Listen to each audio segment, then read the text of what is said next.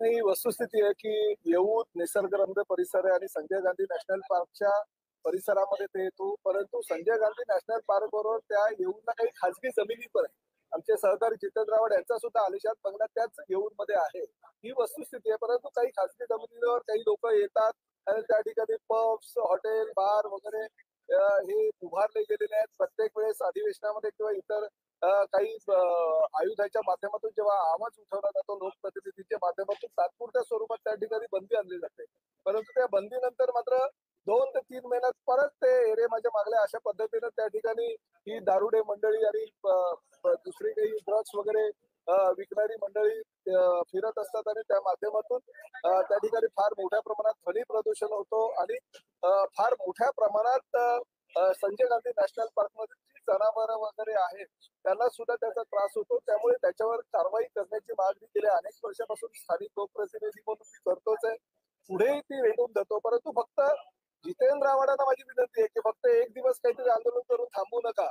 पुढेही सातत्यानं हे कसं बंद होईल यासाठी पाठपुरावा तुम्ही करणं गरजेचं आहे आणि ज्या पद्धतीनं तुमचं प्रेम माझ्या मतदारसंघावर आहे तशाच पद्धतीनं मुंब्रा कौशामध्ये सुद्धा जो ड्रग्सचा व्यवसाय फार मोठ्या प्रमाणात फोफावलेला आहे त्यावर सुद्धा स्थानिक आमदार म्हणून नियंत्रण आणणं ही तुमची जबाबदारी आणि त्यावर सुद्धा तुम्ही लक्ष द्यावं अशी आपल्या माध्यमातून आपल्याला त्यांना विनंती करतो. नाही बघा, अभय कुणाचे नाही, कोणी लोकप्रतिनिधी त्याच्यामध्ये गुंतलेला नाहीये किंवा कुठल्या लोकप्रतिनिधी किंवा कुठल्या तरी शक्तीचं त्याला पाठिंबा आहे असं काही नाही. छोटी छोटी मंडळी, हा ड्रग्सचा व्यापार करणारे, दारूचा व्यापार करणारे किंवा इतर काही गोष्टींचा व्यापार करणारे ती लोक त्यामध्ये जातात. पब्स आणि पब्स नाहीये परंतु ते ढाबे ह्या येऊर परिसरामध्ये फार मोठ्या प्रमाणात आहे आणि ढाबे असतात आणि निसर्ग रम्य वातावरण आहे. संजय गांधी नॅशनल पार्क मध्ये तिकडे एंट्री सुद्धा दिली जाते आणि त्यामुळे हे फोफावलेलं आहे. हे कुठेतरी थांबणं ही काळाची गरज आहे. ते थांबायला हवं. सातत्यानं लोकप्रतिनिधी म्हणून पाठपुरावा करतोय परंतु शेवटी बोंबाबोंब झाल्यानंतर ते तात्पुरत्या स्वरूपात थांबलं जातं मग परत ते फार जोरामध्ये सुरुवात होतं. हे कुठेतरी थांबणं गरजेचं आहे. मी गेल्या अनेक वर्षापासून 15 वर्ष ह्या भागाचा मी लोकप्रतिनिधी आहे आणि माझ्या परिसरात ते येत असल्या कारणानं सातत्याने मी आवाज उठवतो. पण कुठेतरी हे थांबलं पाहिजे. आवाज फक्त विधिमंडळात उचलून नाही, स्थानिक लेवलला स्थानिक पोलिसांना किंवा स्थानिक महापालिकेच्या अधिकाऱ्यांना किंवा वन खात्याच्या अधिकाऱ्यांना या संदर्भात पाठपुरावा करून हे कुठेतरी सगळ्या लोकप्रतिनिधीने आपला पक्ष कुठला हा विसरून एकत्र येऊन हे थांबवणं गरजेचं आहे. नाहीतर निसर्गाचं अशाच पद्धतीनं जे वरदान आपल्याला मिळालेलं आहे ते वरदान लोकांच्या फायद्यासाठी, सर्वसामान्य जनतेच्या फायद्यासाठी किंवा दारुड्यांच्या फायद्यासाठी असा प्रश्न मनामध्ये निर्माण. सर, तुम्ही एकनाथ शिंदे यांचे बुलडोजर बाबा म्हणून बॅनर की लावले अक्षय सर, तुम्ही मुख्यमंत्री एकनाथ शिंदे यांचे बुलडोजर बाबा असे बॅनर लावले होते कारण की पुण्यात कारवाई झाली होती. आता हेच बुलडोजर बाबा येऊरला सुद्धा कारवाई करतात. 100% ही कारवाई होणं गरजेचं आहे. फक्त बुलडोजर बाबांनी किंवा राज्याच्या लोकप्रिय मुख्यमंत्र्यांची आदेश दिलेला आहे सर्व संबंधित महापालिकेच्या अधिकाऱ्यांना, आयुक्तांना आणि प्रशासनाच्या प्रमुखांना. ते फक्त पर्टिक्युलर एका विभागासाठी नाहीये.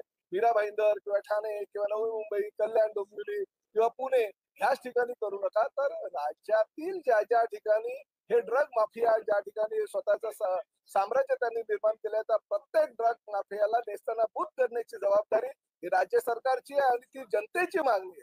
सर्व पक्षाच्या लोकप्रतिनिधींची मागणी आहे. ज्या पद्धतीने बुलडोजर या ठिकाणी फिरवले गेले तशाच पद्धतीने बुलडोजर ज्या ज्या ठिकाणी ड्रग्सचे हे अड्डे आहेत ते उद्ध्वस्त करण्यासाठी वापरावे असे आदेश त्यांनी दिलेले आणि निश्चितपणे तशा पद्धतीची कारवाई भविष्यामध्ये पण होईल. येऊरमध्ये सुद्धा होईल.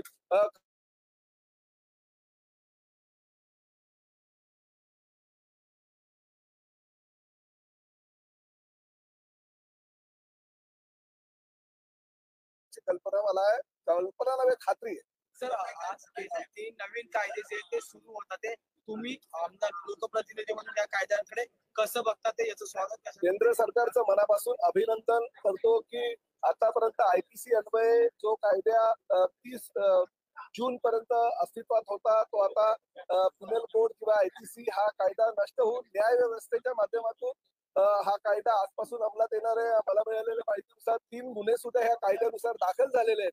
त्यामुळे हा कायदा का केलेला आहे की महिलांवर वाढलेले अत्याचार, मुलांवर आणि लहान मुलींवर वाढलेले अत्याचार आणि प्रामुख्याने 420 जो जुना कलम होता फसवणुकीचं त्याचं रूपांतर आता माझ्या अंदाजात 368 ह्या कलमामध्ये केलेलं आहे. त्यामुळे हे जे कलम बदललेले आहेत त्याचा फायदा सर्वसामान्य भारतातील जनतेला व्हावा, त्यामुळे हा कायदा केलेला आणि ह्या कायद्याचं स्वागत भारतातील सर्व जनतेने केलेलं आहे.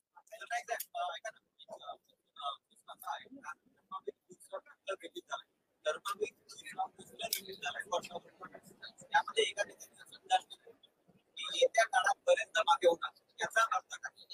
नाही, धमाके तर आता तुम्ही बघताय 2 वर्षापासून धमाके ते उपर धमाके चाललेले आहेत.